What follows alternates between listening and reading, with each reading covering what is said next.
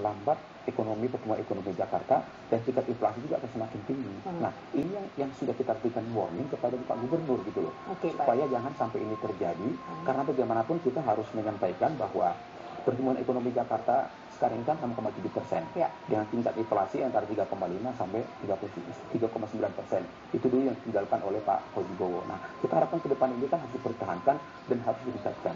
Makanya kita sampaikan bahwa kita kepengen bahwa Jakarta sebagai kota jasa, kita berharap kebijakan yang dikeluarkan oleh gubernur itu adalah kebijakan yang pro kepada bisnis, yang memberikan keleluasaan kepada pengusaha untuk berkreasi, memanfaatkan Jakarta sebagai kota jasa untuk menciptakan lapangan kerja baru. Ya, tapi untuk mekanisme kenaikan upah ini bagaimana? Apakah memang secara langsung, karena kan kemarin juga sudah ketok palu, tapi sementara Pak Agus Martowadoyo mengatakan bahwa sebaiknya itu bisa dilakukan secara bertahap, untuk bisa mengurangi dampak terhadap kenaikan inflasi secara sekaligus itu bagaimana? Kalau menurut apakah mungkin secara bertahap? Kalau menurut peraturan perundang-undangan itu tidak boleh.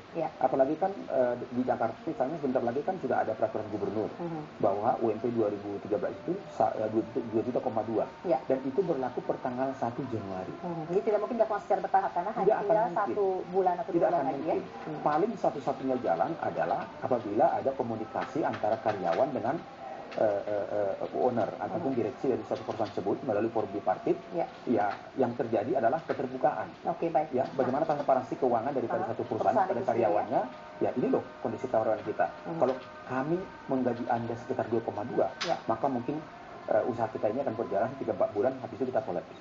Nah, tapi sebenarnya kalau untuk penentuan upah minimum di tingkat perusahaan sendiri secara bipartit, kenapa sebenarnya sulit dilakukan? Apakah memang komunikasi yang dilakukan ini begitu alotnya? Itu bagaimana? Jadi dalam Undang-Undang Nomor 13 Tahun 2003 itu kan sudah ada semacam peraturan bahwa setiap perusahaan yang memiliki pekerja 50 orang ke atas